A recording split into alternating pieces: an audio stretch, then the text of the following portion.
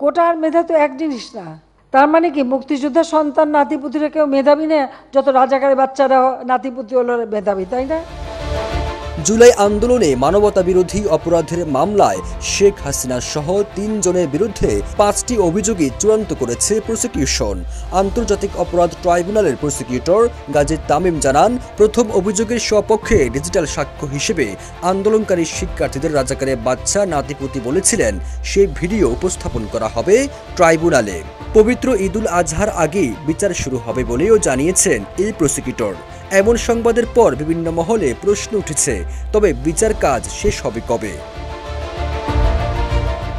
শেখ হাসিনার বিরুদ্ধে এই মামলার বিচার কবে শেষ হতে পারে এমন প্রশ্নের জবাব দিতেই অপারগতা প্রকাশ করেন প্রসিকিউটর গাজী তামিম। যদিও আইন উপদেষ্টা আসিফ নজরুল এর আগে সামাজিক যোগাযোগ মাধ্যম ফেসবুকে এক পোস্টে জুলাইয়ের মানবতা বিরোধী অপরাধে শেখ হাসিনার বিচার কবে শেষ হতে পারে সে বিষয়ে একটা ইঙ্গিত দিয়েছেন। তিনি বলেছেন, অন্তর্বর্তী সরকারের শাসনামলেই এই বিচার কাজ শেষ হবে।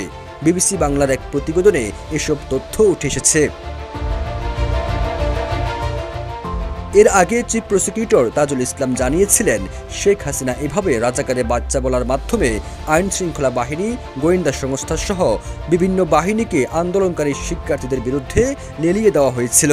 মানবতা বিরোধী অপরাধের দ্বিতীয় অভিযোগে সরাসরি নির্দেশ দেওয়ার অভিযোগ রয়েছে শেখ হাসিনা সহ ৩ অভিযুক্তের বিরুদ্ধে। শেখ হাসিনা ছাড়া অন্য ২ জন হলেন সাবেক স্বরাষ্ট্রমন্ত্রী আসাদুজ্জামান খান কামাল এবং সাবেক আইজিপি চৌধুরী আব্দুল্লাল মামুন। প্রসিকিউটর গাজী তামিম জানান, শেখ হাসিনার কথোপকথনের 2টি অডিও রেকর্ড এবং জুলাই-আগস্টে বিভিন্ন স্থানে সংঘটিত ঘটনাগুলোর ভিডিও ট্রাইব্যুনালে প্রমাণ হিসেবে উপস্থাপন করা হবে। আর এসব অভিযোগের বিচার পবিত্র ঈদুল আজহার আগেই শুরু হবে বলে জানিয়েছেন প্রসিকিউটর গাজী তামিম। এই প্রসিকিউটর আরও জানান, প্রথমে পলাতক শেখ হাসিনা এবং আসাদুজ্জামান খান কামালকে ট্রাইব্যুনালে হাজির করার জন্য একটি বিজ্ঞপ্তি জারি করা হবে। এরপর তারা ট্রাইব্যুনালে হাজির না হলে তাদের পলাতক ঘোষণা করা হবে। এই পর্যায়ে পলাতকদের প্রত্যেকের পক্ষে রাষ্ট্র একজন আইনজীবী নিয়োগ করবে, যিনি স্টেট ডিফেন্স কাউন্সিল হিসেবে পরিচিতি হবেন। এরপরে তাদের বিরুদ্ধে অভিযোগ গঠনের শুনানি হবে। অভিযোগ গঠনের পর সাক্ষ্য ও জেরা যুক্তি উপস্থাপনের পর রায় ঘোষণা করা হবে। সবুজ আলম, ইত্তেফাক।